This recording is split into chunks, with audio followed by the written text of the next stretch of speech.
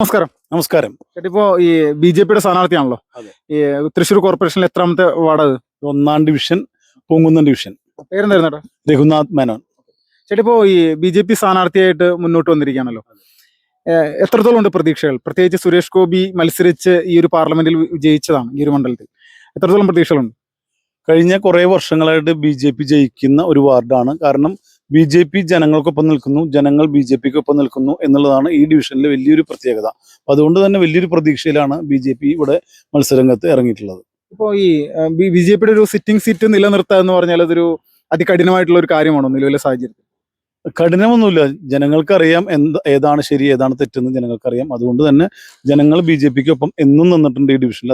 അതുപോലെ തന്നെ ജനങ്ങൾക്കൊപ്പം ബി.ജെ.പി നിന്നിട്ടുണ്ട് എന്നുള്ളതാണ് കാര്യം. ഇപ്പോൾ ഈ ബി.ജെ.പിയെ സംബന്ധിച്ച് തൃശ്ശൂർ കോർപ്പറേഷൻ ഒരു വിജയം നേടിയെടുക്കുക എന്നുള്ള ഒരു വലിയ ഒരു ലക്ഷ്യമുണ്ട്. സംസ്ഥാന തലത്തിൽ തന്നെ അതൊരു ചർച്ചയായ ഒരു വിഷയം കൂടിയാണ്.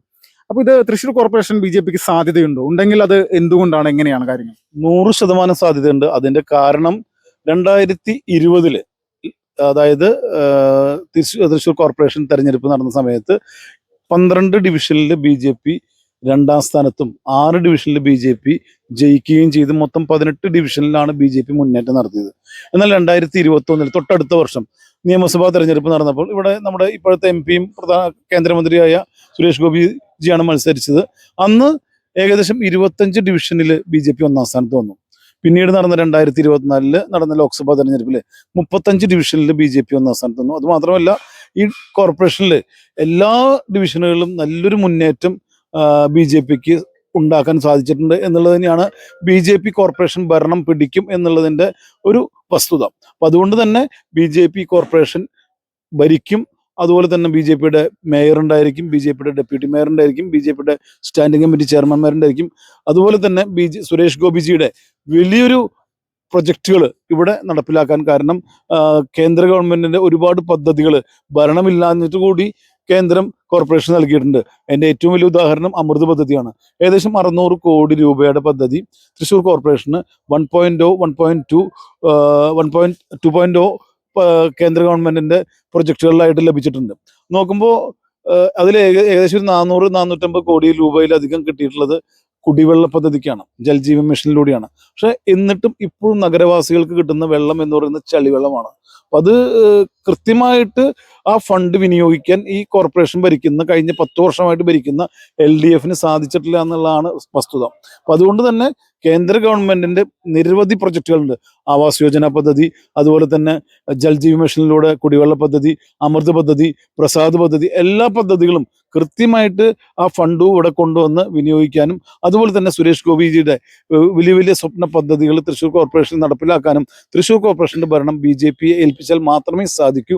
അതുകൊണ്ട് തന്നെ തൃശ്ശൂരിലെ മുഴുവൻ ജനങ്ങളും ഒറ്റക്കെട്ടായി ബി.ജെ.പിക്കൊപ്പം അണിനിരക്കുന്നത് തന്നെയാണ് ബി.ജെ.പിയുടെ വിശ്വാസം. ഇപ്പോൾ ഏറ്റവും പ്രധാനമായിട്ട് ഈ കഴിഞ്ഞ ഒരുപാട് വർഷങ്ങളായിട്ട് കോൺഗ്രസും അതോടൊപ്പം തന്നെ CPM മാറി മാറി ഭരിക്കുന്ന ഒരു കോർപ്പറേഷനാണല്ലോ. അപ്പോൾ ഈ കഴിഞ്ഞ വട്ടത്തെ ഒരു ഭരണം അത് എത്രത്തോളം ജനങ്ങൾക്ക് അസംതൃപ്തി ഉണ്ട് അല്ലെങ്കിൽ സംതൃപ്തി ഉണ്ട് എന്നുള്ളത് നിങ്ങളുടെ പൊതുപ്രവർത്തനങ്ങൾ നിങ്ങളുടെ ഒരു കാഴ്ചപ്പാടെന്താ? നിങ്ങൾ നോക്കണം, കഴിഞ്ഞ 2000-ലാണ് ഈ കോർപ്പറേഷൻ നിലവിൽ വന്നത്.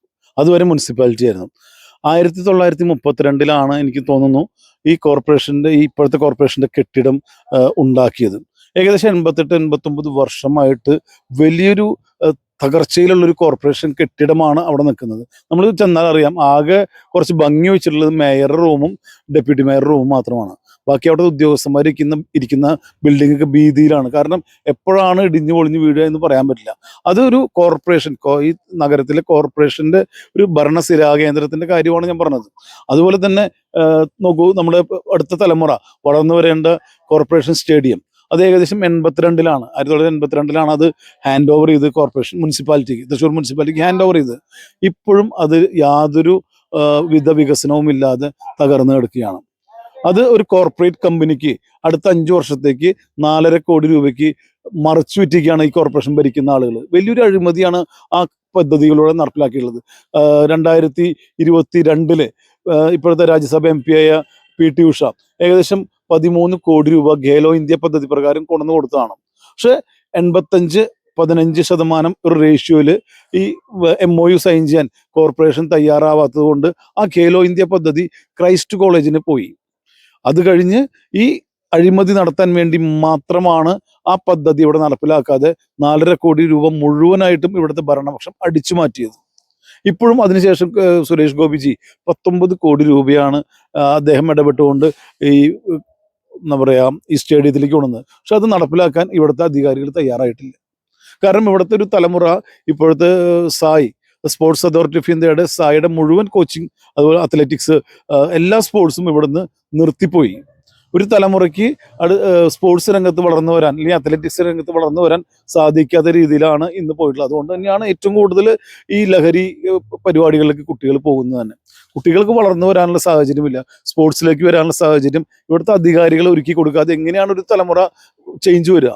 അപ്പം അത് വലിയൊരു അഴിമതിയാണ് ആ കാര്യത്തിലും പറയുന്നത്. അപ്പോൾ ഒരു മഴ പെയ്താൽ, ഒരു 4 ദിവസം 5 ദിവസം മഴ പെയ്താൽ ഈ തൃശ്ശൂർ നഗരം മുഴുവൻ വെള്ളക്കെട്ടിലാണ്.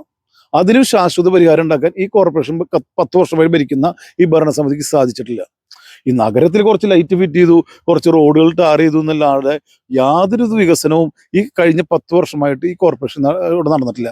കഴിഞ്ഞ 25 വർഷമായി ഈ കോർപ്പറേഷൻ നിലനിൽക്കുക. അതായത് സിൽവർ ജൂബിലി ആഘോഷം നടപ്പിലാക്കിയിട്ട് ഒരു 50 വർഷം മുമ്പിൽ കണ്ടിട്ടുള്ള ഒരു വ്യക്തമായ മാസ്റ്റർ പ്ലാൻ നടപ്പിലാക്കാൻ ഈ കോർപ്പറേഷൻ ഭരിക്കുന്ന ആളുകൾക്ക് സാധിച്ചിട്ടില്ല എന്നുള്ളതാണ് ഏറ്റവും വലിയ ഒരു വസ്തുത. ഇപ്പോൾ ഈ ചേട്ടൻ ഇപ്പോൾ കഴിഞ്ഞ പാർലമെന്റ് ഇലക്ഷനിൽ സുരേഷ് ഗോപിക്കൊപ്പം അദ്ദേഹത്തിന്റെ ഒരു വലങ്കയായി നിന്നുകൊണ്ട് പല രീതിയിൽ പ്രവർത്തിച്ച ഒരാളാണ്.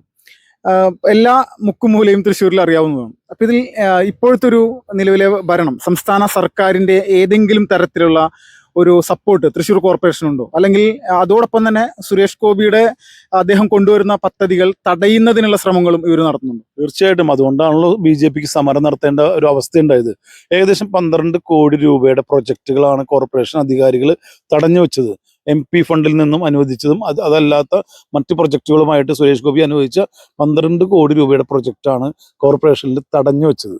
അപ്പോൾ അത് BJP അതുപോലെ തന്നെ NDAയുടെ സഖ്യകക്ഷികളൊക്കെ ചേർന്ന് വലിയൊരു സമരം, കോർപ്പറേഷൻ ഉപരോധം നടത്തിയതിന് ശേഷമാണ് മേയർക്ക് അത് സാങ്ഷൻ ചെയ്യേണ്ട ഒരു അവസ്ഥ ഉണ്ടായത്.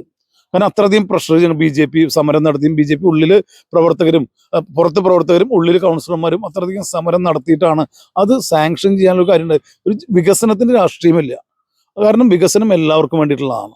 അത് മറ്റുള്ള സംസ്ഥാനങ്ങൾ, മോദിക്കൊരു രാഷ്ട്രീയവും വികസന കാര്യത്തിൽ അദ്ദേഹം കാണിക്കുന്നില്ല. കേരളത്തിൽ കാശ്മീരിൽ എന്ത് കൊടുക്കുന്നു അതുപോലെ തന്നെ കേരളത്തിനും കൊടുക്കുന്നുണ്ട്.